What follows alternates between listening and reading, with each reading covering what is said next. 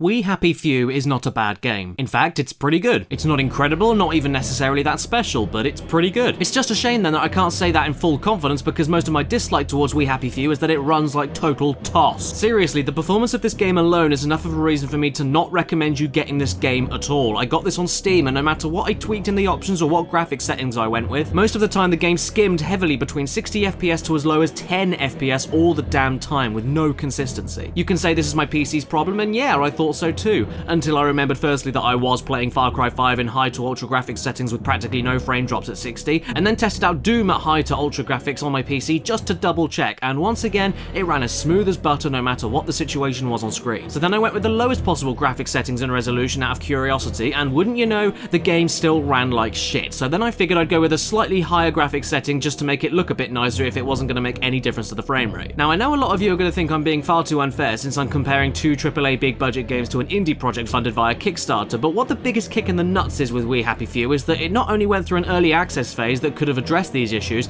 but I also paid £44.99 for this. This game retails at a regular AAA price and is as unstable as a puppy's bladder. I experienced the game cutting to black at random points, characters not looking towards me when I spoke to them, floating enemies that clipped in and out of the environment, enemy AI that didn't only ignore blatantly loud noises, don't get shirty with me, but then also decided not to react at all when I was physically hurting them and standing right next to them.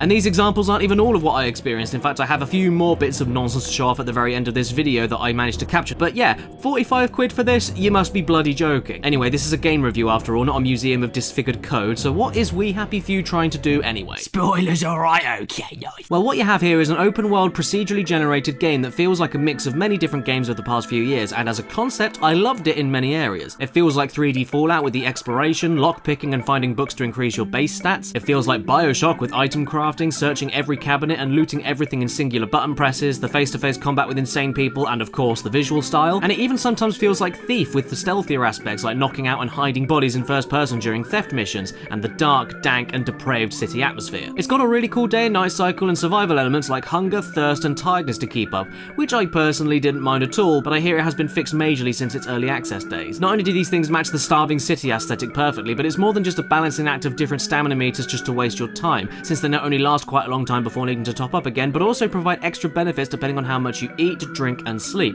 making every little consumable you find not only worth picking up as a bonus, but also as a lifesaver whenever you need them to be. Once you leave the first pocketed outdoor area after a couple of story missions, the game also gives you free reign to explore around most of your specially made area, and aside from a few completely gated off areas until later on in the game, you aren't punished heavily for looking around way off the recommended path, since the mobs and enemies remain relatively similar across the whole map, meaning you won't die immediately for being in the wrong place at the wrong time. The very start of the game I also thought was brilliant, and it totally hooked me. You begin the game and immediately it's clear that things aren't right. You're a man working as a newspaper censorer, which is already messed up, and then once you see a picture of your essentially kidnapped brother, you decide to stop taking this medication known as joy, and then realise that the real world you're forced to believe is sunshine and rainbows is actually completely dilapidated and hellish. The problem is though, you're in the nice part of town with a nice job, and if they suspect or detect that you are off the pills that force you to believe everything is great, you will be chased down by the police and possibly killed in some instances. Luckily in this case you aren't, and instead left to rot in the part of the city where all the downers, as the game calls them, are left to die.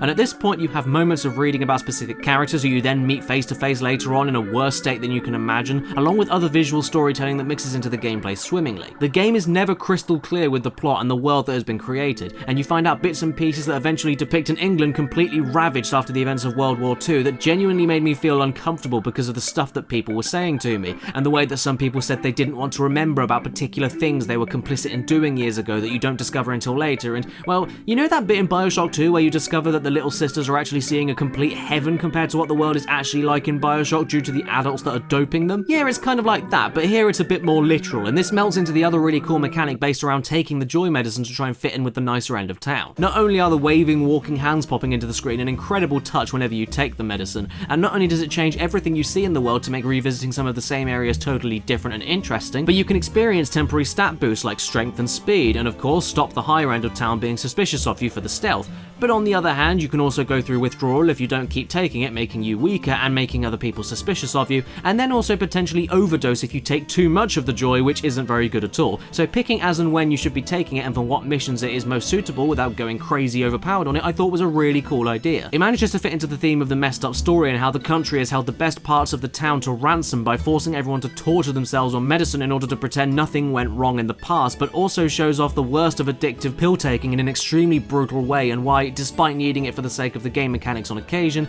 it ultimately is responsible for completely ruining the world, much like in BioShock actually. Now that I think about it, this game takes a lot from that series. However, by the time I reached this part of the game, I was already playing for 5 hours, which for such a prominent aspect of the game, in my opinion, is way too frigging long to reach. I mean, most of the marketing, the gameplay trailers, most of this stuff shows off what the joy is all about, so why it takes that long to reach that part of the game, I couldn't tell you. But there's other things I really like too, like Arthur's commentary, your main character. He's sarcastic, nervous, awkward, and brilliantly voice acted, along with just the Britishness of it all. The slang and the architecture. It's nice to see this kind of stuff in more mainstream games without it resulting to stupid stereotypes. The game also has a very dark and twisted sense of humour. During the part where you need to get through the examination segment to get back into the nice end of town, I laughed my arse off multiple times, as well as being majorly unsettled and curious to find out more in the story. If you want to fit in, you should A.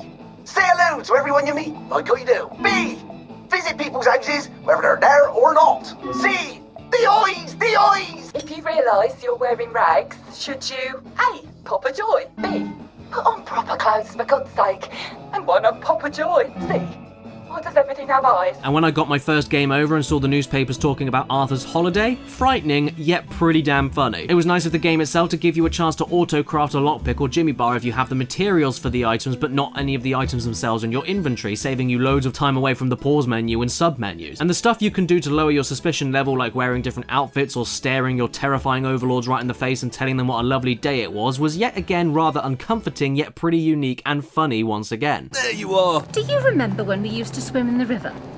I don't. There's a few nice workarounds with the first person too, like being able to see the enemy footsteps from behind cover, but nothing else, making it not too hard or too easy. But talking of the stealth, I must ask what the hell anyone was thinking when they designed the auto lock-on feature when throwing distraction items. First of all, the throwing distance itself is absolutely pathetic and it can't be upgraded, getting me stuck multiple times when trying to get the guards to look away from me, but instead of throwing the thing over their head, I instead just threw it at their feet towards me, which meant they'd look straight at me. And even worse, when you want to throw further, this means that you have to get closer to the enemy, which is fine, but if your cursor goes anywhere near the enemy at this point, you automatically throw whatever you're holding straight at them and cause an immediate alarm. And this happened way more than I'd be happy to say it did, which is especially annoying in a stealth-focused game. And no matter what I did, I couldn't find a single thing either in the options menu or online that could help me turn this feature off. I mean, can you turn it off? Am I being the dumbest idiot and shouldn't bother complaining? I'm trying to turn it off. And I also found it pretty sad that most, if not all, the missions I did just devolved into odd jobs and fetch questing that didn't contribute to the larger story at play. I just found it irritating considering how great I found the story to begin with. But I suppose none of this matters either way, because despite all the interesting things to see in We Happy Few, even to the point of all the enemy camps having totally different looks, like towers, small castles, houses, and underground cafes, it's ultimately the fudgy performance and glitches that caused me to stop playing after 6 hours, and no matter how much intrigue I had with the plot,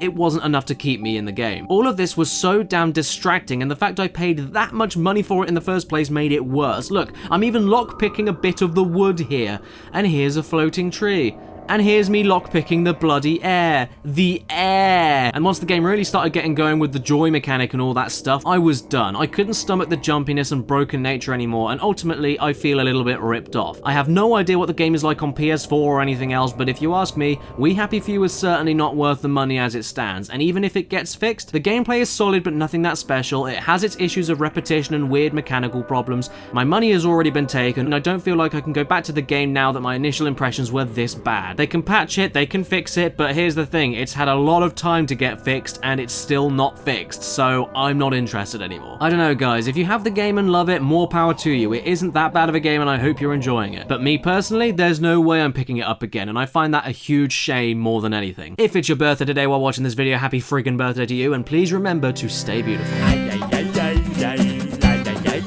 Subscribe. Overexposed. Hey there, everybody. I think I'm going to do this at the end of my reviews from now on. I like being on camera and talking to you guys and all that stuff. Yeah, thank you for watching this video. I'm so sorry I didn't get more than 6 hours into the game, but, you know, I've stopped doing the scoring system now. I'm just talking really about my thoughts of the games that I'm playing in the review style. I don't feel confident at this point giving scores anymore. It just causes way too much stress that's not needed whatsoever. But yeah, the game doesn't work that well for me. I don't know how you guys have been handling it. I'm going to ask in the comment section down below in a pinned comment how your experiences have been with this game.